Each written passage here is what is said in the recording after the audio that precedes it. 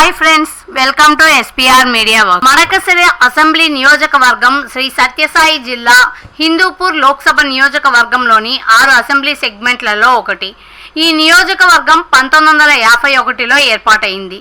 2019 నాటికి ఈ నియోజకవర్గంలో మొత్తం 2,01,824 మంది ఓటర్లు ఉన్నారు. మడకసిర అసెంబ్లీ నియోజకవర్గం విషయానికి వస్తే హేమీలెందరో ఈ సెగ్మెంట్ నుంచే ప్రాతినిధ్యం వహించారు.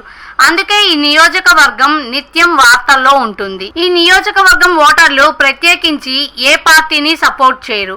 కాంగ్రెస్ పార్టీ 8 సార్లు, టీడీపీ 3 సార్లు, వైసీపీ 2 సార్లు, ఇతరులు 2 సార్లు ఇక్కడ విజయం సాధించారు.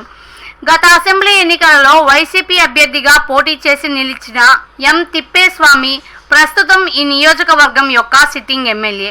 ఈ క్రమంలో గత ఎన్నికల ఫలితాలని ఒకసారి విశ్లేషిద్దాం. 2009 ఎన్నికలలో కాంగ్రెస్ అభ్యర్థి కె సుధాకర్, టీడీపీ అభ్యర్థి కె ఈరన్న మరియు పీఆర్పీ అభ్యర్థి ఎస్ హనుమంతప్పలపై పోటీ చేసి 10,415 ఓట్ల మెజారిటీతో గెలుపొందారు. 2014 ఎన్నికలలో టీడీపీ అభ్యర్థి కె ఈరన్న వైసీపీ అభ్యర్థి ఎం తిప్పేస్వామిపై పోటీ చేసి 14,649 ఓట్ల మెజార్టీతో గెలుపొందారు. 2019 ఎన్నికలలో వైసీపీ అభ్యర్థి ఎం తిప్పేస్వామి టీడీపీ అభ్యర్థి కె ఈరన్నపై పోటీ చేసి 13,136 ఓట్ల మెజార్టీతో గెలుపొందారు.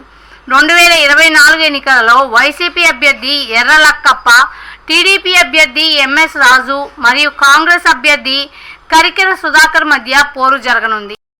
ప్రజాస్వామ్యం వర్ధిల్లాలన్నా, మన జీవితాలు తలరాతలు మారాలన్నా అది కేవలం ఒక్క ఓటుతోనే సాధ్యం. మనం వేసే ఓటు మన భవిష్యత్తును, రాబోయే తరాల మనుగడను నిర్ణయిస్తుంది. అంతేకాదు, మన ఓటుతోనే నవ సమాజం నిర్మితమవుతుంది, ఇంకా దేశ దిశ దశను మారుస్తుంది. ఓటు అనే 2 అక్షరాల పదం దేశ చరిత్రనే మార్చేస్తుంది. కేంద్ర ప్రభుత్వం జనవరి 25ను జాతీయ ఓటర్ల దినోత్సవంగా ప్రకటించింది. కుల, మత, ప్రాంత, లింగ, జాతి, భాష అనే భేదం లేకుండా దేశంలో నివసించే 18 సంవత్సరాలు నిండిన పౌరులు అందరికీ భారత రాజ్యాంగం ఆర్టికల్ 326 ద్వారా ఓటు హక్కును కల్పిస్తుంది. ప్రజాస్వామ్యాన్ని గౌరవించాల్సిన బాధ్యత ప్రతి పౌరుడిపై ఉంది. ప్రజాస్వామ్యానికి ఓటే పునాది. దేశ, రాష్ట్ర భవిష్యత్తును నిర్ణయించేది ఈ ఓటే. అలాంటి ఈ ఓటును డబ్బుకు, మద్యానికి అమ్ముకోకుండా భారత ప్రజాస్వామ్య పరిరక్షణ కోసం ప్రతి ఒక్కరూ